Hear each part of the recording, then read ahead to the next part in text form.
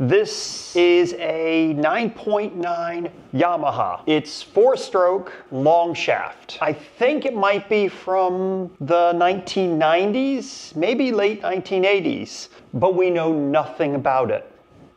Nothing at all. And I'm not a marine mechanic by any means. I have tinkered around with a few old 2-strokes and gotten lucky and gotten them running. And I've given up on some of them because they were over my head to be able to figure out. Because I'm just a guy. I'm not a boat mechanic, and I never even started working on these until just a couple years ago. So let's kind of soak in what we got here with this engine. And this one is what they would call a remote control, because it has the cables. These cables might not be in very good shape. And in here we have 1 wire and 2 cables, and that's it, just 1 wire. I don't know. Maybe that's like an oil alarm or something. Maybe there's something else missing in here. But that's all I see going through here. We have a safety lanyard here, so it's got one of those. And we've got positive and negative. So this is an electric start. And it has this hole in the bracket right here, so this thing was remote steering. This button here, if it even works, I guess this is, I don't even know if that's really working, it's just pushing the whole panel. And then there's something that says oil, I guess that's an oil display or whatever, because it's a 4-stroke. And here's our fuel connector. So we don't know if it spins over, and because it's been sitting for so long, we know for sure that it's going to need an impeller, carburetor rebuild probably a fuel pump, oil filter, engine oil, lower unit oil, thermostat.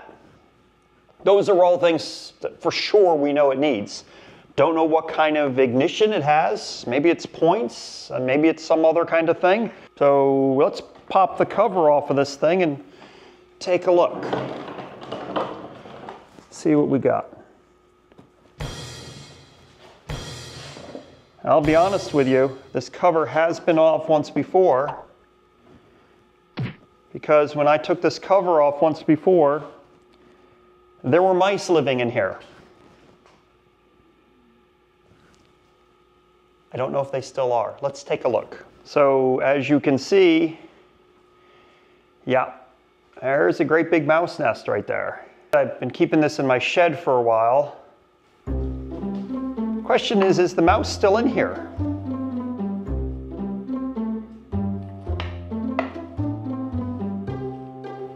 Ooh, it smells mousy, that's for sure.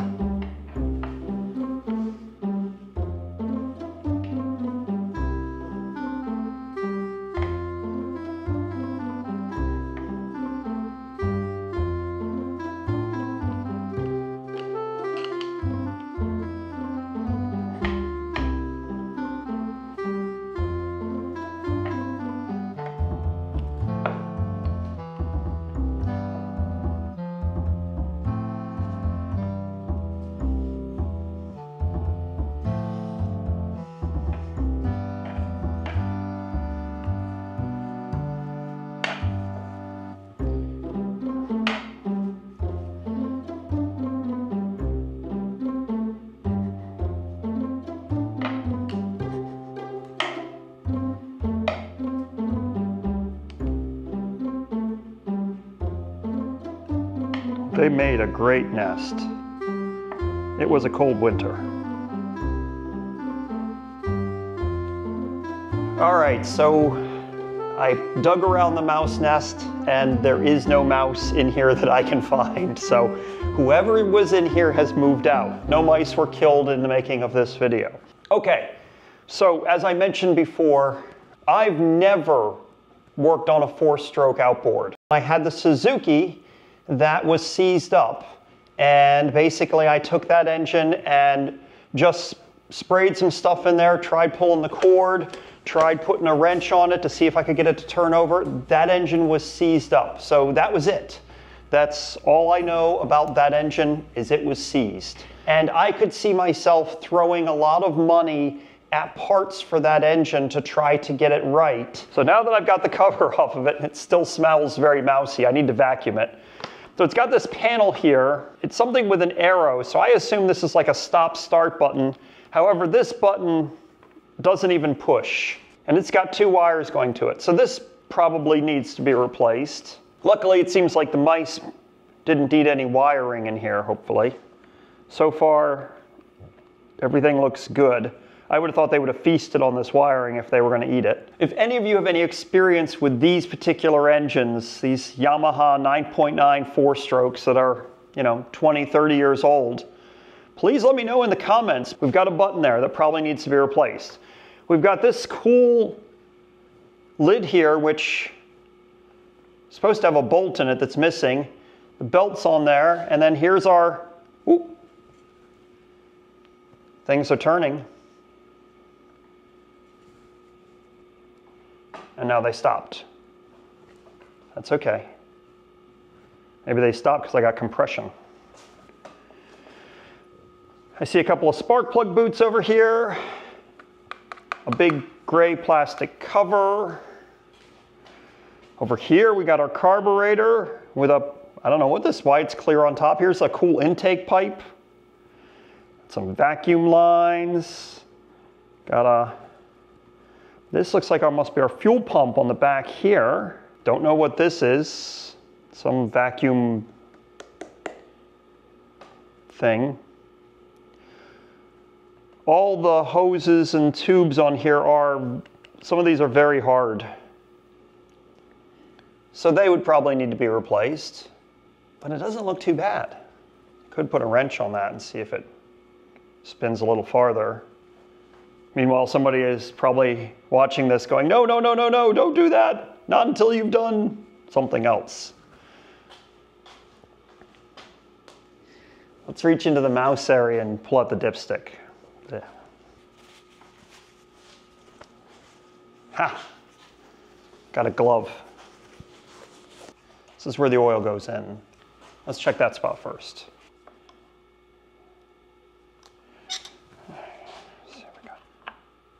Okay, this is literally just an oil cap. So that's where the oil gets added. And I'm sure because this thing has been stored on its side for years, I'm sure that the oil in here is probably all poured out. There we go. You know what I don't see on this engine is an oil filter. Maybe these didn't have an oil filter. And there we go. A dipstick. It's all been, I think the mouse ate some of the dipstick. Ah. There's something in there. And I don't think it's water. So we got something in there. That's nice. I don't know why this dipstick is so hard to, it's in such a hard place to work with.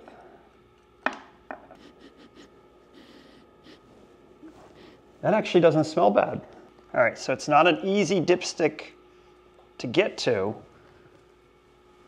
but there's this gray cover right here. So I'm gonna take that off. Looks like it's got a Phillips screw. Because, oh golly, I'm really getting a lot of mouse smell now. Ugh. This maybe, oh, okay, so this is like a bus bar, it looks like. And it looks like it's in relatively good shape, so excellent.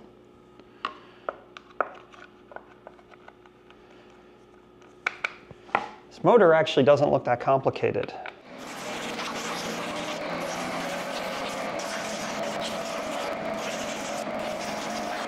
I'm gonna run these serial numbers and stuff on the side here, whatever I can still see from those old stickers, just to see how old this thing is and if I can find anything more out about it. So it's the next day, and I don't know about you guys, but sometimes I need to step away from something for a little bit, gather my thoughts, think about an approach, rather than just running around chasing my tail. And that's what I did. So I actually looked up the model number of this, and apparently it's from 1989, I think. And I came up with more questions and answers.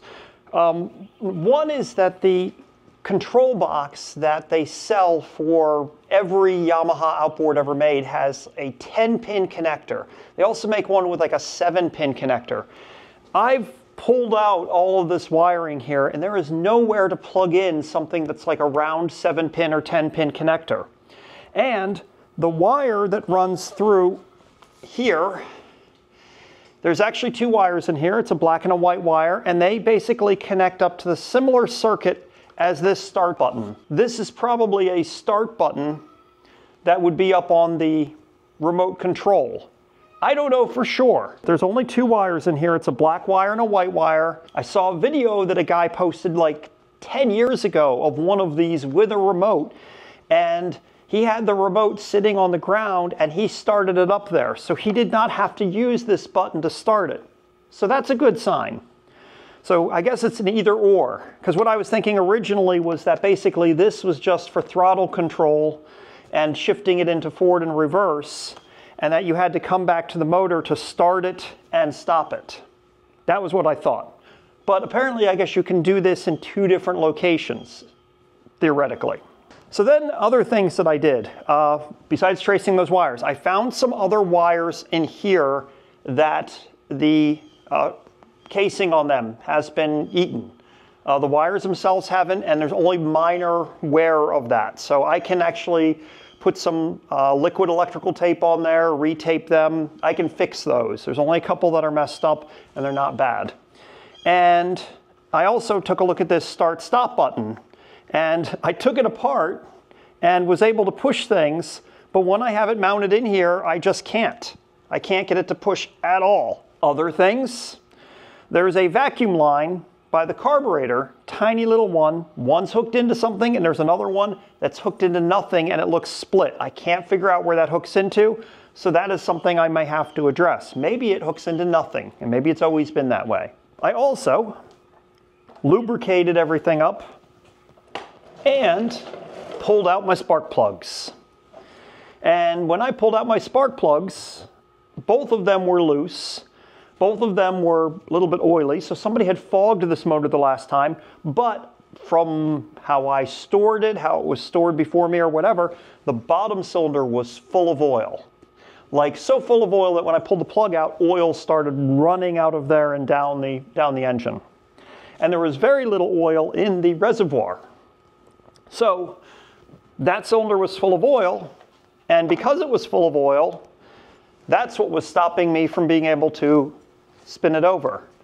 Now I can spin this thing over very easily. The plugs aren't in it, so it spins over very easily.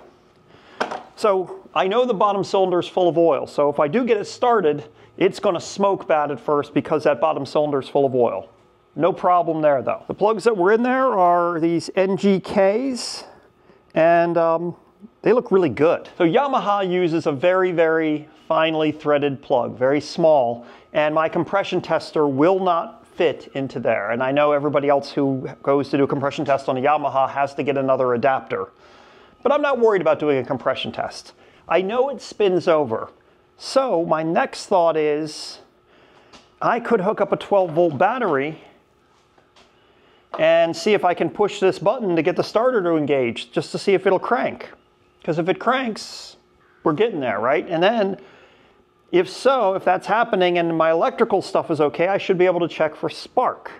And then, I just got to hook up some fuel. So what I don't have is I don't have a fuel tank, believe it or not. I literally do not have an outboard fuel tank right now. And I don't have the Yamaha adapter to connect to this. So I need to get a fuel tank, bulb, and a Yamaha adapter. I need to get an impeller. And then we might be in a good position to see if it'll kick off. And I do need to get a remote box. So let me know if you know anything about the remote boxes. Should I just get like the 703 Yamaha remote box or a knockoff version and just not hook up any of the other wiring? I don't know. Haven't figured out what I should do about that yet. Also, I could not find a way to drain the oil out of the engine. So one of the things that I did was I took the dipstick out, and there was very, very little oil on the bottom of it, and it was kind of black. And so I took this drain plug out back here and put some oil in, and it filled up right away. But I can't find anything underneath of any panels underneath of here or any way that you can drain the oil out of these. Let me know if you know any answers for that as well. Like maybe you're just supposed to put in a tube and a pump and siphon it out. Maybe you never change the oil in these things. That seems weird to me though. I would think that there's got to be a way that you're supposed to get the oil out periodically. Also, what oil should I be using for a 4-stroke? I put in some 30 weight just because I had it and I wanted to have some oil in there. So, love to know that as well. All right, so one of the last things I want to do is see if the starter works. Just make it, yeah, it does. Because see if the starter will engage. See if maybe that starter button actually works. Because, you know, that'd be fun to try.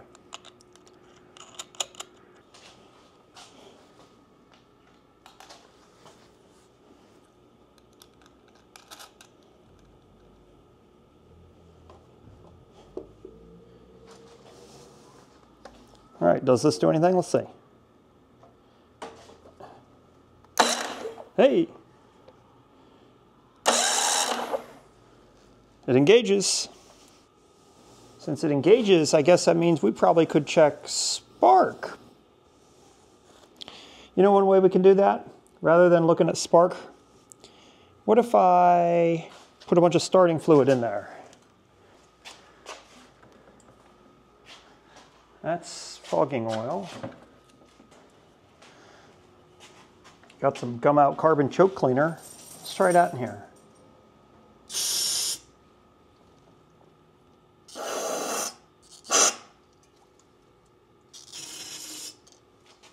Just for fun, you know, just for fun. Let's see if it kicks off. So let's stick these spark plugs in, see what happens. Wouldn't it be crazy if this thing just did kick off? That would be wild.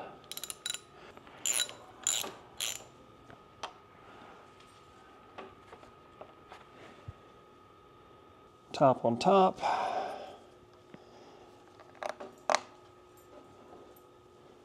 Bottom on bottom. Spray some of this in the intake. Just for fun. And let's just see what happens. There we go.